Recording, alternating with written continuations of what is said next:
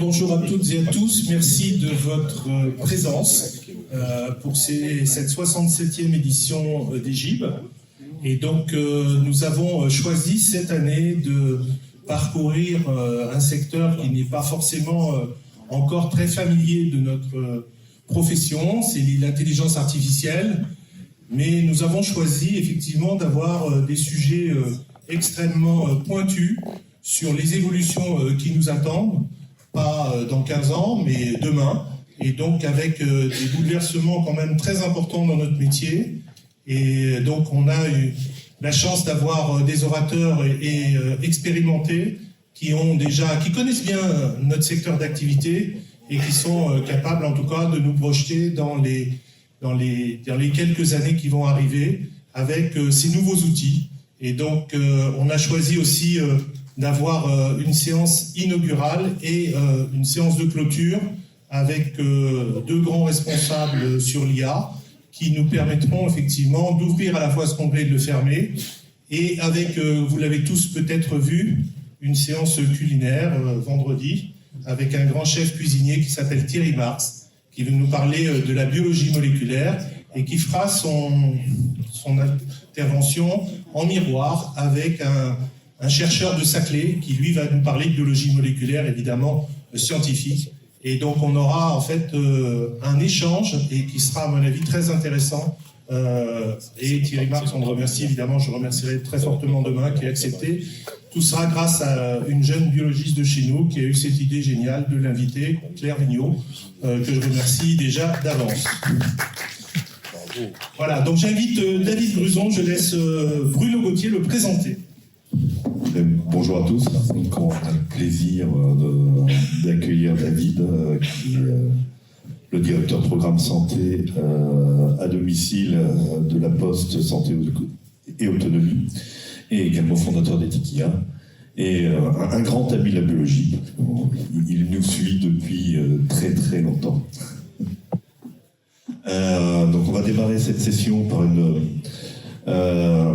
petit panorama, une vingtaine de minutes, sur l'intelligence artificielle, la biologie médicale et ses impacts. Et puis après, on pourra démarrer sur des sessions questions-réponses, et vous pourrez vous manifester et poser toutes vos questions. Un grand merci de me réaccueillir, avec évidemment un message d'attention et d'amitié plus particulier pour François Blanchecotte. Merci François de porter ces GIB. Et j'avais déjà eu l'occasion d'intervenir devant vous sur des éditions précédentes. Et je pense que cette session, que ce salon a une signification particulière pour la biologie. Ça, moi, je l'ai vu, vous connaissez mes conflits d'intérêts familiaux, maternels et fraternels à Bruxelles en biologie. Et le vrai professeur Gruson Damien vous passe le bonjour. Mais ce sur quoi je voulais insister, c'est ce que sans doute ce collectif des GIB et en particulier de la biologie en général représente sur l'IA.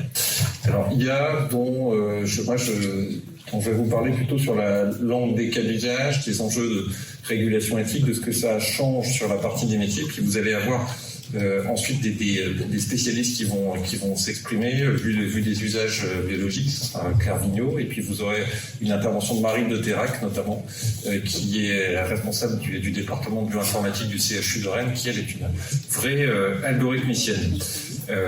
Et donc ce qui est bien, c'est que de gib en gib, je suis moi dans la permanence et le changement. Et donc cette année, je viens vous voir toujours comme président d'Etikia, mais aussi en tant que postier, puisque j'ai rejoint la Poste Santé Autonomie depuis le 1er juillet, où je m'occupe, et ça va peut-être vous paraître un peu loin de vos sujets, mais en réalité, je m'occupe de la partie santé à domicile. Et ce qu'on cherche à faire, c'est essayer de rapprocher les objets de santé du domicile en essayant d'être présent dans les territoires, et je vous en donnerai quelques exemples tout à l'heure. Puis aussi dans la Poste, une partie production d'outils numériques et l'IA, notamment dans le champ de l'IA générative. Alors, ce que je voulais vous partager d'emblée, c'est la notion, et avec Bruno Gauthier, on suit ça quasiment en toute station quotidienne. L'idée, avec le projet qu'on porte ensemble, plutôt côté Innovi, que le monde de l'IA change, et que, en fait, ne serait-ce que par rapport au GIP de l'année dernière, sans doute on pourrait plus faire le même topo. Et pour vous faire un aveu d'emblée, franchement, cette percée de la technologie, je l'avais pas vu venir à ce rythme. Elle n'est pas homogène. Il y a des domaines du champ de la santé qui avancent moins vite que d'autres. Néanmoins, votre discipline est une pointe avancée de l'IA parce qu'elle est concernée par tous ces segments, et que notamment elle est plus particulièrement concernée sans doute que d'autres par la percée de l'IA générative. Et puis par ailleurs, de GIB en GIB, vous avez posé des jalons depuis 3 ans, notamment sur la reconnaissance d'un cadre de régulation éthique qui est maintenant en place. Sujet qu'on a aussi travaillé dans le cadre du CRAPS, Fabien Rizarella ce matin, avec Jean Canarelli et vos instances ordinales. C'est maintenant une réalité pratique à laquelle il faut se préparer. La garantie humaine de l'IA, qui est en fait un prolongement de la notion de validation biologique. Donc, le ciel bouge, la technologie avance, et on a publié au mois de juillet avec le think tank Terra Nova un rapport sur l'angle IA et action publique, avec la notion que entre les deux, sans doute, ce qui n'a pas bougé ou moins bougé, c'est l'impulsion que les pouvoirs publics donnent au sujet sous l'angle de la mobilisation de leviers de politique publique. Je vous en dirai un petit mot dans un instant. Ça ne veut pas dire, si vous voulez avoir le fond réel de ma pensée, que ça ne bougera pas. Et si je voulais être d'emblée un peu paradoxal, je dirais que le sujet a d'autant plus de chances de bouger, le sujet de l'IA, qu'il n'y a pas de majorité au Parlement. Parce que ça va peut-être vous paraître paradoxal, mais en réalité, c'est un sujet nouveau qui bouge vite, sur lequel les précarés ne sont pas établis, et qui est sans doute peut-être plus facile à prendre et à vrai dire que d'autres, qui sont plus fractaux par rapport à des intérêts en place dans le système de santé. Et en tout cas, c'est le moment de s'en saisir, parce que si on ne s'en saisit pas, d'autres s'en saisiront pour nous. Donc il y a un vrai mouvement de captation de ces objets par le terrain. On opère avec Etikia le marché d'accompagnement à l'IA de l'association de formation des hôpitaux, la NFH, on intervient auprès d'Unicancer. Et en réalité, vous avez un mouvement de démultiplication de ces cas d'usage qui vous seront présentés tout au long de ces GIP, qui est cohérent au fond avec des évolutions structurelles du métier, l'évolution vers la biologie délocalisée, qui est en fait un des marqueurs, une des manières de piloter l'évolution vers de la responsabilité populationnelle en santé, ancrer des logiques de territoire, ancrer des logiques de prévention dans les territoires, et avec finalement la réalisation que pour faire tout ça, on a besoin de données, et que le lieu dans notre système de santé le plus riche en données, c'est le compte-rendu de biologie, mais c'est aussi le génome. Et que donc du coup, votre profession est au cœur du réacteur, là où se retrouvent les leviers ou les moments de captation de ces données de santé qui vont permettre d'irriguer les parcours de prise en charge des patients. Et donc ça induit des impacts sur la transformation du métier de biologiste, j'y reviendrai, mais avec un mouvement global qui est un mouvement de diffusion de cette innovation, et je trouve, et là c'est pas qu'un regard subjectif, que la profession s'y prend sans doute mieux que d'autres dans sa manière d'aborder le changement. Et à vrai dire, c'est pas tout à fait surprenant, parce que il faut mettre en perspective cette révolution qui est réelle et massive, et surtout se départir de l'idée que tout serait nouveau. Vous êtes, comme biologiste, comme acteur de la biologie depuis longtemps, embarqué dans des mouvements d'automatisation. Ça fait 25 ans maintenant. Le déploiement des chaînes d'automates de laboratoire incorpore des systèmes algorithmiques d'interprétation des examens de biologie depuis plus de 20 ans. Donc vous savez ce que c'est manager le changement et le développement de processus qui sont de plus en plus automatisés. Simplement, là maintenant, on change d'échelle. Et ce qui est intéressant de voir, c'est que les outils algorithmiques que vous utilisez dans votre pratique en biologie se combinent avec d'autres outils plus larges. Je vous ai mis le lien vers un rapport qu'on avait fait en 2019 pour l'Institut Montaigne. Alors autant on n'avait pas vu venir la percée de la technologie, en tout cas pas dans son ampleur, autant pour le coup, on s'était pas trop trompé sur l'impact sur les métiers de la santé. Et ce rapport-là, en 2019, il intervenait, vous voyez, au grand moment, dans le grand thème du le radiologue ou le biologiste espèce en voie de disparition. C'était un peu ça le sujet, et nous on allait à l'encontre de ça, à partir d'un modèle d'évaluation d'impact, d'une mobilisation de matériaux aussi d'études un peu spécifiques et d'une analyse granulaire du répertoire des métiers de la santé. Et 5 ans après, factuellement, vous êtes toujours là, et je pense qu'au contraire, la profession s'est renforcée.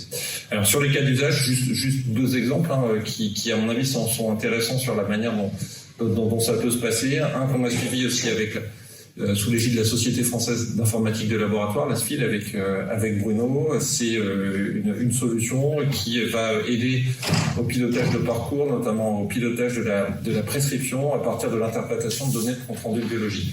Pas d'intérêt contractuel évidemment avec ces acteurs, mais je pense que ce dispositif de logbook il est intéressant parce que il montre comment à partir de l'IA la donnée de biologie se projette au-delà d'elle-même pour devenir un outil d'instrument de pilotage de parcours. Deuxième exemple, une solution qu'un certain nombre d'entre vous évidemment connaissent bien, c'est là plutôt une solution qui va agir sur l'essence d'information, le partage d'informations à partir de plateformes de communication de données médicales. Et donc là, on est dans des mouvements de diffusion de solutions de ce type qui vont essayer d'optimiser le temps médical, de réduire les tâches administratives. Et on a là 2 exemples de solutions issues du métier de biologie, mais qui en fait vont aller transformer au-delà le parcours de prise en charge. Ce qui est intéressant, et je vous le disais, l'évolution de la biologie elle-même percute également la combinatoire d'autres cas d'usage, c'est que ce qu'on peut voir, là, en prenant un peu de recul à l'échelle du système de santé, c'est que, en fait, ce que l'on voit, je le dis peut-être un peu brutalement, c'est que le champ de la biologie a inventé de nouveaux cas d'usage de l'IA à partir de la richesse du compte-rendu de biologie et de la génomique, et que si on regarde la santé plus largement, à date, en novembre 2024, ce qui reste plutôt fonctionnel, c'est la reconnaissance d'images. Avec des systèmes d'IA, d'interprétation d'images qui vont aller reconnaître le signe ou l'absence de signe de pathologie. Des outils d'interprétation de mammographie, comme celle-ci, celui-ci c'est une boîte française. Et ce qui est intéressant, c'est de regarder ce que ça projette dans les territoires. Et de ce point de vue, moi, il y a un peu plus de 10 ans, j'étais conseiller santé à Matignon. Je mets vraiment la pierre dans mon jardin. Parce que je pensais connaître le système de santé et en fait le parcours qu'on fait sur le terrain en regardant avec les acteurs des établissements de santé publics et privés la manière dont l'IA se diffuse me fait redécouvrir le système de santé. Et dans ce qu'il a de bien, mais dans ce qu'il a de moins bien, d'en parler avec Marie du CHU de Rennes tout à l'heure, il y a 3 mois j'étais à Saint-Brieuc, j'avais pas la notion que c'était un territoire en tension médicale particulière. Là-bas, comme dans l'Aveyron, le délai entre la recommandation médicale d'un dépistage de cancer du sein et la capacité à réaliser effectivement une mammographie, c'est plus d'1 an. Et donc du coup, ce que me disait votre consoeur, la présidente de CME de Saint-Brieuc, c'est que sa recommandation est d'inviter les patientes à prendre le TGV et d'aller à Paris ou à Lyon, où là, le délai, c'est 1 semaine. Et donc, en fait, ce que fait apparaître la diffusion de l'IA, c'est que, en fait, en tout cas, moi le premier, on a incubé des inégalités majeures d'accès aux soins dans certains champs disciplinaires, pas partout, et que la manière dont l'IA transforme le système, c'est qu'elle invite à réadapter les pratiques, ce qui est là au centre de ce que vous avez su faire avec la biologie délocalisée et que les autres champs disciplinaires vont devoir faire. Par exemple, sur la mammo, on travaille avec les équipes de l'Aveyron pour se poser la question de savoir si demain, c'est pas plutôt une sage-femme qui va faire l'échographie en première ligne plus la mammo avec un contrôle et une réinterprétation de la mammo à distance par un radiologue spécialisé sur ces sujets. C'est le même process en traumatologie avec des outils de ce type, où là, on est déjà en run sur des protocoles de garantie humaine de l'IA, d'interprétation des fractures à distance, où le radiologue spécialisé va être à distance pour permettre par ailleurs aux équipes d'urgence de se saisir de ces outils dans le temps réel de la prise en charge. Et donc vous voyez qu'en fait, par l'IA, on a un mouvement qui s'amorce de réinvention du positionnement des professionnels dans les territoires, avec des spécialistes qui deviennent en fait des référents territorialisés de la diffusion d'outils d'IA dans les territoires, ce qui est le socle de ce que vous avez construit dans le champ de la biologie des localismes. Alors, sur ce tableau, donc en synthèse, la biologie est en avance de phase avec les chaînes d'automates de labo, des applications métiers de plus en plus spécifiques, une interaction avec la diffusion de systèmes d'IA dans d'autres spécialités. C'est là qu'arrive la percée de l'IA générative. Alors là non plus, il faut un peu prendre un peu de recul. C'est pas un mouvement si récent que ça en technologie, les modèles larges du langage. Néanmoins, ce qui change la donne, c'est la percée de ces outils dans la population générale. Alors, on va faire un petit sondage live dans l'équipe. Qui parmi vous a déjà utilisé ChatGPT? Levez la main. Vous voyez, sondage représentatif ou pas de la population générale, mais en tout état de cause, factuellement, c'est l'outil qui, dans l'histoire de l'informatique, se diffuse le plus rapidement en population générale. Et donc, du coup, ce qu'on observe sur le terrain, c'est que la percée d'outils de ce type, en vie de tous les jours, en fait, rend les gens moins anxieux vis-à-vis du recours à l'IA dans le champ de la santé. Ça fait apparaître des outils de reconnaissance d'image de la génération d'avant comme étant d'une certaine manière plus mature. Mais néanmoins, ça expose à des contre-effets, parce que si vous êtes utilisateur d'outils de ce type, vous avez évidemment tous compris que dans des systèmes de ce type, le plus important, c'est pas la réponse, mais c'est la question. Et à chaque fois que vous posez une question, en fait, par la question que vous apportez, les données que vous apportez au modèle, vous contribuez à son réentraînement. Et si le socle technologique du modèle n'est pas basé en Europe, vous contribuez, quand c'est des questions médicales, à l'exfiltration de données de santé hors du périmètre applicatif du RGPD. Et il y a quelques jours, j'étais dans un établissement spécialisé en oncologie, où là-bas, le responsable médical me disait que la moitié des chefs de service ont déjà donné consigne à leur secrétaire médical de pousser le dossier médical sur ChatGPT pour en produire une synthèse. Alors, est-ce que c'est bien ou est-ce que c'est pas bien? Si on peut s'insurger sur le champ de la protection des données, le faire sans consentement, mais néanmoins, c'est une réalité factuelle. Et donc là, vous avez compris, en ce moment de novembre 2024, il faut être factuel et concret. Le mouvement est en cours, et si on ne prend pas des décisions collectives pour proposer des alternatives, d'ici un an, pas beaucoup plus, d'ici aux prochaines JIP, on aura perdu la maîtrise d'outils de ce type, parce qu'une fois que des outils de pilotage de parcours et de synthèse de dossiers auront été captés par des opérateurs sur lesquels on n'a pas de maîtrise en France et en Europe, on se fera imposer l'outil de l'externe. Et si, comme moi, vous avez déjà essayé de prendre un Uber un jour de grève de taxi à Paris, vous savez que quand vous perdez la maîtrise de la plateforme, vous perdez la maîtrise du pricing. Et donc, du coup, avec un risque de pesée majeur sur le système. Donc, ce qu'on cherche à faire avec la Poste, et évidemment, d'autres peuvent le faire aussi, mais en tout cas, on essaie de construire ça avec un opérateur qui est Mistral AI, que vous connaissez, qui est une boîte française de briques de système d'IA. On a conçu un dispositif qui s'appelle Davia, qui est un outil de synthèse du dossier médical, c'est de l'IA générative, qui en fait permet de produire une synthèse du dossier médical et qui va accompagner le praticien dans son parcours. Et donc, on va aller vers des outils de ce type. On va avoir à faire des choix collectifs. Là, j'y mets une notation un peu politique. Donc, à l'échelle des responsables de structure des établissements, faire le choix ou pas d'utiliser des outils de synthèse du dossier qui seront en français ou européen, et faire le choix ou pas d'incorporer de l'IA générative sur le dossier médical partagé. Et là, vous comprenez que, là, cette fois, c'est un plaidoyer anti-domo ou pas tout à fait pro-domo. que des débats un peu totémiques qu'on a eu sur ces sujets vont paraître d'un seul coup beaucoup plus annexes. Par exemple, vous voyez, depuis 2018 que le Health Data Hub est créé. Donc le choix a été fait pour des raisons techniques. J'ai eu aucune part dans cette décision de le faire héberger chez Microsoft Azure. Et ça a donné lieu à des débats vraiment totémiques, alors même que ont été posés les termes visiblement d'un cahier des charges permettant d'assurer un certain niveau de protection de cet hébergement. Mais néanmoins, à partir de ce débat totémique, le choix a été posé de ne pas donner d'autorisation générale de fonctionnement CNIL au Health Data Hub, qui n'en a toujours pas. Fonctionne par coup par coup à chaque fois. Et vous voyez, dans le monde de l'IA des GIP de 2024, l'absence de décision est une décision. Parce que pendant qu'on ne développe pas des systèmes d'IA en France et en Europe, en fait, nos concitoyens se tournent vers des systèmes conçus ailleurs. Et on l'observe, je suis prof à la chaire santé de Sciences Po, assez précisément dans un baromètre qu'on publie chaque année avec Odoxa sur les attentes des Français vis-à-vis du système de santé.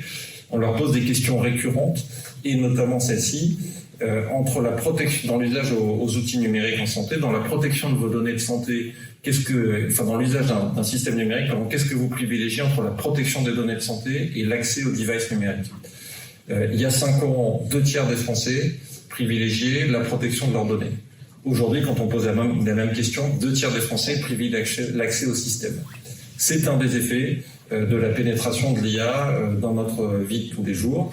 Et il faut se rendre compte que le mouvement est en place et que si on veut garder la maîtrise du système, les décisions sont à prendre maintenant. Le secteur se transforme, le temps qui tourne, et Bruno a eu fortement raison de m'inciter à la brièveté. Je vous parlais de l'impact sur les emplois, mais c'est ça, c'était ce qu'on avait fait dans l'étude Montaigne, évaluer un peu système par système, métier par métier, les impacts. Et je pense qu'il faudrait sans doute produire une monographie sur les métiers de la biologie. Ce que l'on disait à l'époque et qui, je pense, sous votre contrôle est confirmé, c'est que les fonctions expertes, les fonctions de biologistes sont en fait revalorisées et on libère du temps d'expertise pour pouvoir repositionner le biologiste sur des fonctions de pilotage territorial ou des fonctions plus expertes avec des champs de spécialité qui se diffusent. Et que néanmoins, ce qu'on disait dès 2019 et que la révolution de l'IA générative amplifie, ce qui est changé, ce sont les fonctions support du système. Les fonctions éditoriales, le back-office, les fonctions qui en fait gèrent de la tâche administrative, de l'information, de l'éditorialisation, et que ce mouvement-là est à l'œuvre et s'engage là aussi massivement.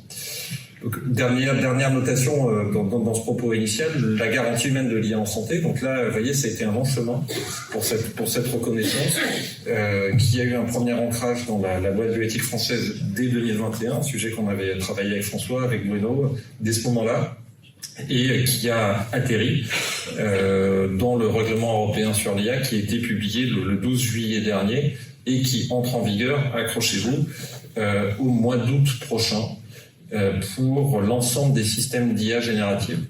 Et donc le calendrier d'entrée en vigueur, il est séquencé sur 2 ans. Août 2025, l'ensemble des systèmes d'IA générative en santé. Août 2026, tous les systèmes d'IA en santé qui ne sont pas des dispositifs médicaux en tant que tels. Et là, vous voyez que le champ applicatif de ces 2 premiers segments va être très important pour la biologie. Et août 2027 pour l'ensemble des systèmes d'IA qui sont embarqués dans des dispositifs médicaux. Et donc pour l'ensemble de ces systèmes, il faudra avoir une garantie humaine, effective, traçable, proportionnée, labellisée, en vigueur à ces différentes échéances, sauf à encourir des risques de sanctions majeures équivalentes à 3% du chiffre d'affaires mondial. Et ces sanctions portent sur le concepteur du système d'IA, c'est l'article 14 du texte, avec une double obligation, vous voyez, de garantie humaine le long du processus de l'application, la conception jusqu'à l'application en vie réelle, et aussi l'utilisateur. Il faudra informer le bénéficiaire final, le patient, de ce qu'il ait fait recours à un système d'IA dans sa prise en charge. Et donc là, vous voyez qu'en biologie, la question va pas être, là pour le coup, sans doute être un peu plus complexe que dans d'autres champs. Vous voyez, quand on a de l'IA utilisée en chromato aux urgences, eh bien là, il y a une mention à faire dans le DPI, voire une info générale à poser à l'accueil d'un service d'urgence.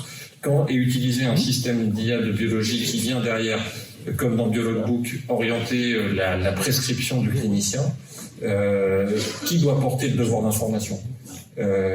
Comment se fait la chaîne de portage, d'exécution de cette information vers le patient entre le biologiste et le clinicien? On va avoir des éléments partagés à co-construire. Et ça s'applique aussi, cette obligation de garantie humaine, à l'article 26, donc pour tous les utilisateurs que vous êtes.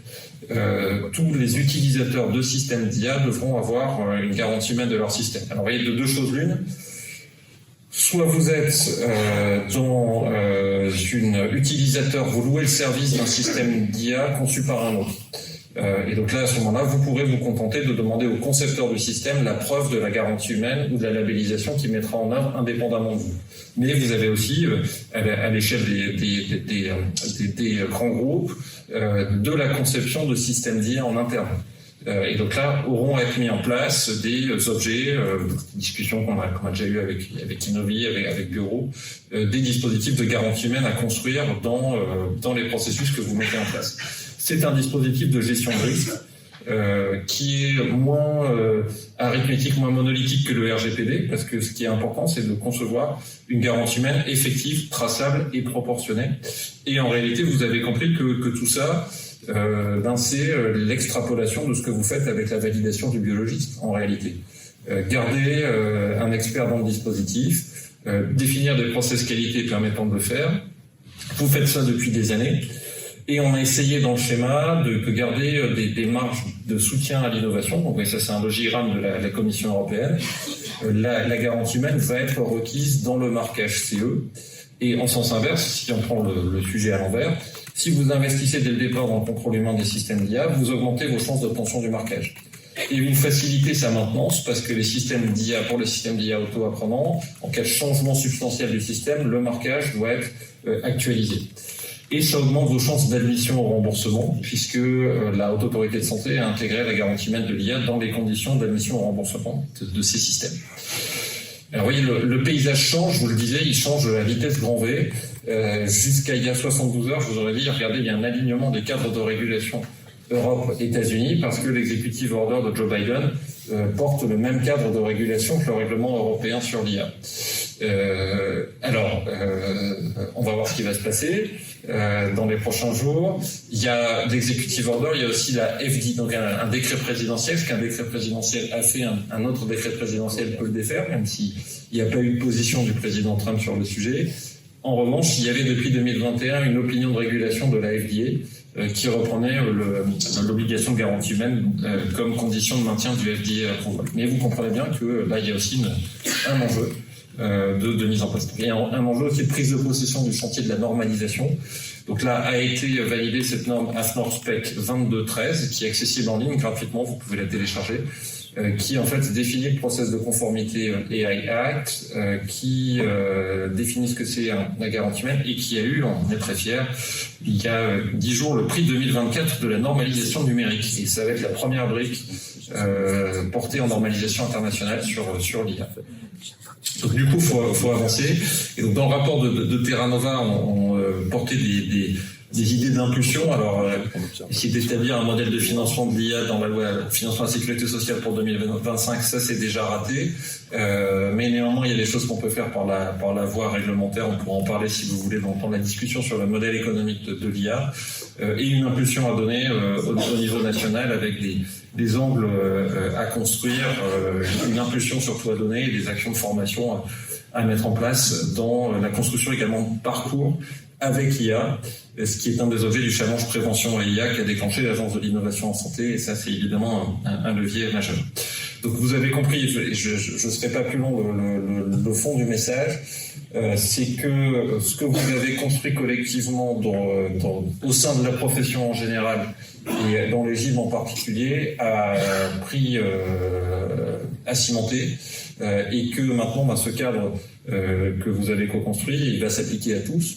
Alors, vous êtes en avance de phase, les mots dont on parle, garantie humaine, validation, c'est des choses qui sont un peu dans votre ADN. Maintenant, il faut garder cette avance de phase dans l'application, dans l'implémentation de tout ça, parce que l'entrée en vigueur d'août 2025, c'est demain. Donc, il y a maintenant une organisation de profession à activer pour pouvoir être au rendez-vous de ce calendrier, qui n'est pas qu'un rendez-vous de conformité, vous l'avez compris, c'est un rendez-vous de régulation positive pour soutenir l'innovation en santé en France et en Europe. Merci. Merci David. Trois petits points à vous souligner. Les diaporamas seront bien sûr à votre disposition sur le site internet, donc vous pouvez prendre des photos éventuellement, mais ne vous inquiétez pas, vous pourrez le regarder. David nous donne les droits pour les lire, hein, très clairement. Bruno Gauthier est devenu le nouveau président de l'ASFIL. Donc voilà, qui va s'occuper effectivement, et c'est un poste intéressant parce qu'il va être le pilote aussi de notre côté pour la Société française d'informatique de laboratoire. Et puis, dernière chose, en ce qui concerne le problème de la... Comment dire, il y a une vidéo de la conférence qui est prise, donc pour ceux qui seront interrogés ou qui poseront une question, vous retrouverez éventuellement sur la vidéo vos questions, donc n'hésitez pas. Donc la parole est à la salle.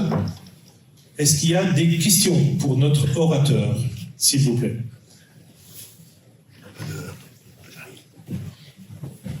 Question brève, rapide, pour qu'on puisse avoir plusieurs sujets à traiter. Oui, bonjour. Bravo. Quelle est votre coopération avec la conférence des doyens des facultés par rapport au numerus clausus? Dès l'instant où il y a actuellement 12 000 personnes qui débutent les professions de santé, comment se place l'intelligence artificielle par rapport à l'enseignement? C'est une très très bonne question qui n'est pas traitée de manière homogène. J'ai mon grand garçon qui a fait sa première année de médecine, donc je suis un peu un papa crispé, et il n'a pas dans son cursus de sensibilisation au sujet d'IA. En revanche, vous avez d'autres facs de santé qui en fait ont intégré ça en amont, la Réunion, Dijon, de manière un peu hétérogène dès les premières années. Et vous avez des cursus spécialisés qui sont développés en spécialité à Paris-Cité, à Chaléa, des choses qui se passent à Rennes, à Montpellier. Mais vous voyez, c'est très fragmentaire, très hétérogène. Et on voit que y a de la sensibilité au niveau de la conférence des doyens, mais sans doute aussi un sujet d'impulsion nationale à donner. Là, vous voyez, on ne parle pas de financement, hein, c'est essayer de faire en sorte que tous les étudiants en biologie, en pharmacie, en médecine, dès le début du cursus, reçoivent au moins une sensibilisation de première ligne sur ces enjeux, non pas pour en faire des algorithmiciens, mais pour qu'ils comprennent cette tectonique des plaques dans laquelle ils vont avoir à exercer leur métier. Donc ça fait partie évidemment des enjeux formation initiale et continue, où là ça avait avancé en 2020 avec l'insertion de l'IA comme orientation prioritaire de développement professionnel continu. On peut construire des PC spécifiques sur l'IA, et il y a déjà plusieurs vecteurs qui s'en sont saisis. Pour compléter, maintenant il y a l'action 11 sur le DPC qui est sur le développement du numérique en santé, qui fait partie des actions prioritaires. Et normalement, il y a un enseignement obligatoire de 20 heures qui doit être mis en place dans l'ensemble des universités, pour tous les professionnels de santé, pour tous les étudiants en santé, avec un référentiel qui a été édité. Alors après, c'est vrai que la mise en œuvre est peut-être un peu plus compliquée, parce qu'il faut trouver aussi les gens pour enseigner. D'autres questions? Allez-y. Bonjour. Merci beaucoup pour cette présentation. Marcel Elashkar, biologiste libanais. Je pense que personne dans la salle ne doute pas de l'avantage de l'IA en santé pour avoir accès dans les aides médicaux et tout ça. Mais s'il y a, concernant notre métier, s'il y a, elle commence à devenir un système d'experts aussi en coordination et tout ça, qu'est-ce qui devient du biologiste? Est-ce qu'il ne faut pas avoir des actions pour accompagner cette évolution pour que la profession ne disparaisse pas? Merci de la question. Je vous ai déjà partagé un peu une conviction sur ça, qui est pas qu'une conviction, on va dire, politique, qui est étayée, qui est de dire que votre métier ne disparaîtra pas, mais va se repositionner.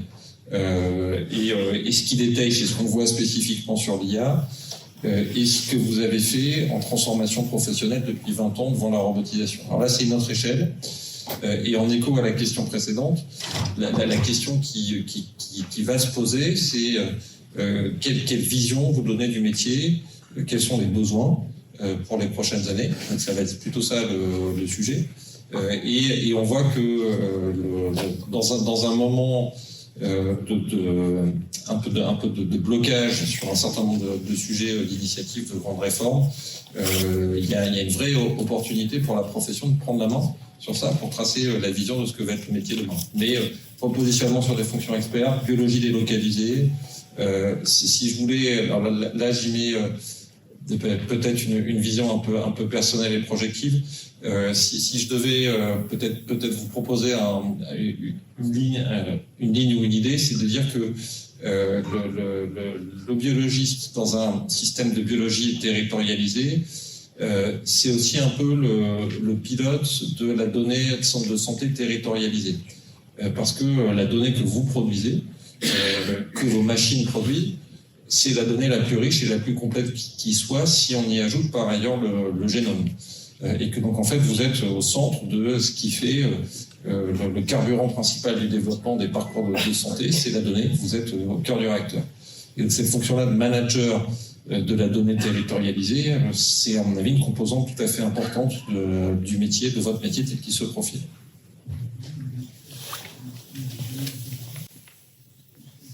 Merci David pour ta présentation, toujours très brillante, bien entendu. Et surtout, la question sur l'enseignement me semble primordiale, parce qu'on voit qu'on est en train de se faire dépasser, même au niveau des étudiants, pour avoir fait le point avec quelques étudiants. Aujourd'hui, ils récupèrent des cours un petit peu en vrac, et ils les rentrent en ChatGPT, et ça leur sort au propre. Donc ça veut dire qu'ils perdent même une certaine autonomie vis-à-vis des enseignants, enfin les enseignants perdent une certaine autonomie, et eux aussi. Mais un autre sujet, alors beaucoup plus concret pour nous sur le terrain, nous allons avoir, il ne faut pas se leurrer, de l'IA en permanence dans nos interprétations. Quid de la responsabilité quand les 3/4, les 4/5e ou les 5/6e de nos dossiers partiront avec une interprétation qui aura été générée et qu'on n'aura pas forcément fouillé pour, malgré tout ce qu'on peut penser sur la garantie humaine qui est indispensable, mais cette responsabilité-là, vers qui on va se retourner? Vers le biologiste qui sera fait déborder par l'IA ou vers le concepteur de l'IA qui aura fait en sorte que le biologiste soit débordé et qui aura généré lui-même, en quelque sorte, une interprétation d'examen.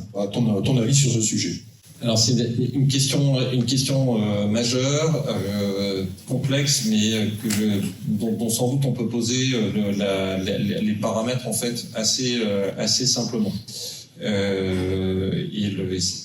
François m'y autorise, je prends juste 3 minutes pour répondre sur ça. En fait, vous avez des cadres juridiques qui sont anciens sur les conditions d'exercice de la responsabilité professionnelle qui s'appliquent encore bien pour l'essentiel, mais avec une zone qui est une zone à éclaircir qui devient de plus en plus importante. La partie cadre ancien, en fait, c'est le vieux régime de la responsabilité du fait des choses, qui en fait a été conçu dans notre droit à la fin du 19e siècle sur l'usage des machines industrielles. Donc ça s'applique aux machines industrielles, ça s'applique aux robots, ça s'applique aux systèmes informatiques. Quand un biologiste, un médecin utilise une chose, un bistourier mécanique, un système d'IA, et que l'usage normal de cette chose produit un dommage pour les patients, le responsable de l'indemnisation de ce dommage, celui qui doit indemniser, c'est le gardien de la chose, celui qui en a la maîtrise, le médecin ou le biologiste. Donc, par principe, quand un système d'IA fonctionne normalement et que néanmoins son usage cause un dommage, le responsable, c'est vous ou votre assureur. Quand vous êtes en établissement de santé ou en ville. Donc ça, c'est le premier point. Deuxième point, qui là aussi est clair, et qui s'applique aussi au dispositif médical ou aux médicaments, la directive de 1985 sur la responsabilité des produits défectueux.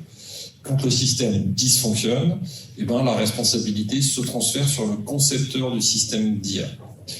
Et donc évidemment, tout l'enjeu, c'est l'enjeu de qu'est-ce que c'est une dysfonction, un bug technique, ou un écart par rapport à ce que peuvent être des métriques attendues de performance et notamment de performance d'interprétation tel que réputé par exemple dans le dossier de marquage CE. Donc vous voyez bien que ça peut se documenter et que si vraiment le contentieux se met en place, on est en situation d'établir des critères de répartition permettant de dire ce qu'est le dysfonctionnement et ce qui ne l'est pas.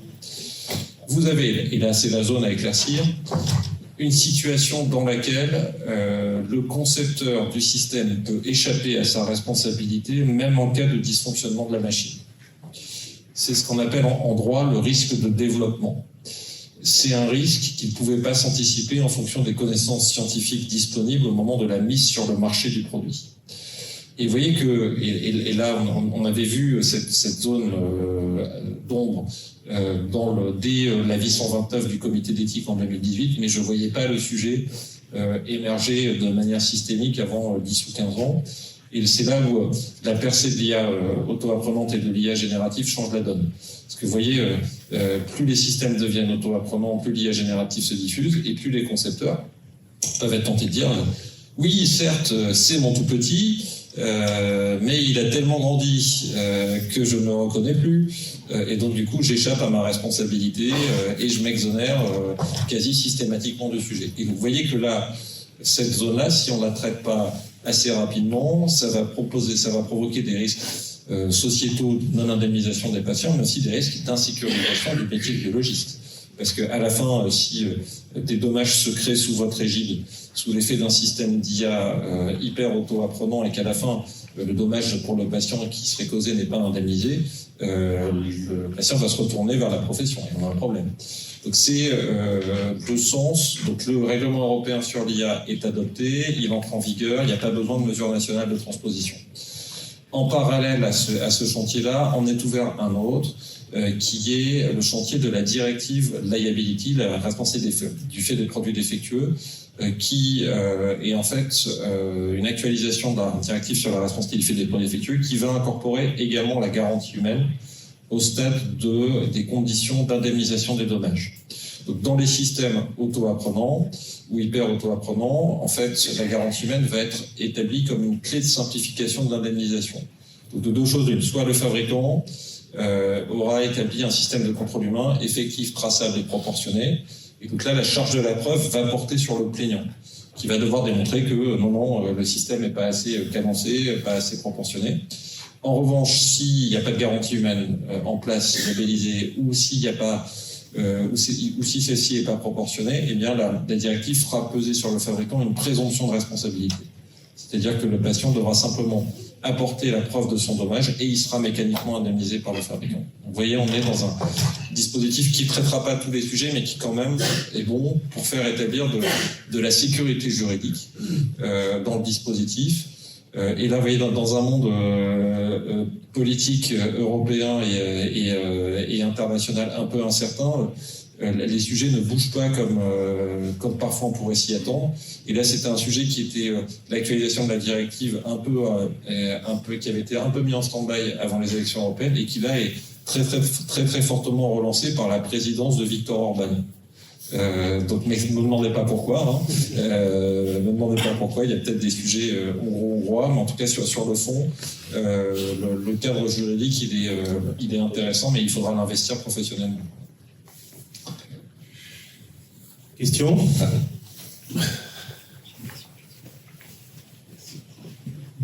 Gilbert Caraya, biologiste au Liban aussi.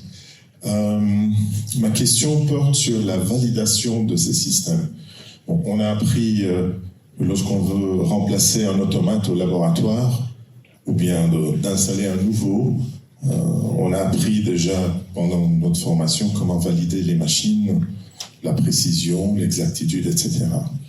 Comment valider un système d'intelligence artificielle avant de l'adopter? C'est toute la question.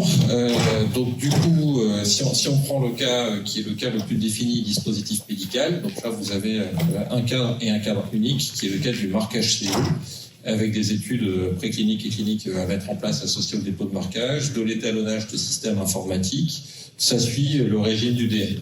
Mais effectivement, là où le sujet est plus complexe sur l'IA, c'est comme elle évolue, il faut bien la piloter. Et donc c'est ça, et la suivre au fil du temps. Donc c'est ce à quoi doit servir la garantie humaine de l'IA, c'est-à-dire monitorer le système au fil du temps. Mais vous comprenez que, en ayant dit ça, ce dispositif de garantie humaine, on va dire de validation biologique élargie, on va appeler ça comme ça pour reprendre un cadre d'analyse de la profession, il incorpore aussi une part de prise de risque. Ce qui renvoie à la question de Jean Canarel juste avant. Et du coup, ça va nous habituer à concevoir des protocoles de gestion de risque. Et vous voyez, c'est aussi pour ça que je prenais l'exemple sur l'accès au dépistage du cancer du sein. Et un peu ma surprise, vous voyez, sur les inégalités d'accès au dépistage. Et en fait, on s'est habitué dans notre système de santé, peut-être que cet exemple-là est un peu extrême, mais là c'est plutôt l'ancien des DG de CHU qui parle. Je ne crois pas qu'il soit si isolé. On a en fait sur les logiques de prévention notamment, plutôt des dispositifs dans lesquels l'argent dans le système se concentre sur des points d'accès à la prévention hyper sécurisés là où ils sont accessibles, mais en laissant de larges pans du territoire ou de larges pans de population à l'écart de l'accès à ces dispositifs de prévention. Je ne sais pas si vous voyez le fond du raisonnement. Et que donc du coup, ce qu'amène l'IA, c'est une capacité de diffuser des systèmes de prévention amont qui vont considérablement améliorer la prévention pour une grande partie de la population, mais en incorporant une part de prise de risque associée à la technologie qu'il faut contrôler et monitorer par la garantie humaine de l'IA. Et vous voyez que si on fait la balance bénéfice-risque à l'échelle du système, il n'y a pas de discussion, il faut aller dans cette direction. Mais que organiser les choses à l'échelle de territoire de santé, ça va poser des questions très concrètes, très individuelles, et il y a besoin d'experts pour manager ce mouvement, et je pense que les biologistes seront bien placés pour assumer ce rôle, parce que vous avez l'antériorité. Pour rebondir sur la partie responsabilité, on l'abordera en partie aussi sur la session suivante. On aura aussi un super défi, je pense, rapidement à mettre en œuvre pour travailler sur l'explicabilité des outils qu'on va utiliser.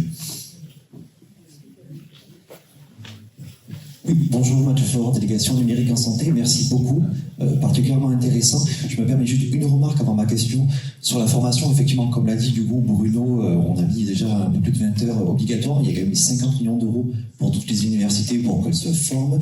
Et il y a un groupe de travail avec l'ensemble des conférences des doyens et la coordination nationale des collèges des enseignants en santé pour notamment définir pour toutes les spécialités médicales, pharmacie, même infirmière, quel est l'impact de l'IA. Donc c'est en cours, ça prend un peu de temps, mais ça y est. Par contre, du coup, ma question, c'est finalement, au-delà de l'IA, quel est votre regard sur l'usage secondaire des données de santé, notamment avec la consultation qui est en cours, c'est la feuille de route, et également le règlement EHDS, et quelle est la part du coup de la biologie par rapport à ces deux questions qui sont d'actualité? Merci de la question et merci de l'engagement de la DNS qu'il faut souligner. Moi, j'avais travaillé avec Brigitte Serossi dans le groupe de travail sur la partie cellule éthique du numérique sur ces sujets, et c'est plutôt bien ce que vous mentionnez sur l'engagement des doyens. Alors, sur l'usage secondaire des données, j'échappe pas à la question, mais je dirais que sur ce sujet-là, ce que je disais du Health Data Hub, en fait, ce qui est paradoxal, c'est ce qu'on n'a pas réussi à débloquer sur l'autorisation CNIL au plan national et en train de se débloquer au niveau européen, puisque c'est le Health Data Hub qui est en lead pour construire cet espace européen de données de santé. Donc il y a à la fois un élément de dynamique et de paradoxe. Ce qui montre peut-être que c'est peut-être le niveau européen, l'échelle de traitement de ces sujets, si on veut avancer, puisque le règlement européen AI Act a aussi été traité à cette échelle. Et évidemment là-dedans, les enjeux, ils sont des enjeux partagés sur la donnée de biologie. Comment arriver à mieux partager ces données, comment le faire dans des cadres sécurisés, en termes de cybersécurité, mais aussi en termes de souveraineté, avec là un cadre normatif aussi européen qui était déterminé, les enjeux d'hébergement SecNum Cloud, des critères qui sont objectifs et qui ont été posés, et des initiatives un peu pilotes. Par exemple, là, vous avez un appel à projet en ce moment sur les data space qui est engagé sous l'égide de la BPI pour essayer de constituer des espaces de partage un peu thématisés. Donc c'est de tout ça dont il faut se saisir, et peut-être que l'horizon il est plus européen que national sur ces sujets. Et on va aborder aussi ce sujet sur la session suivante.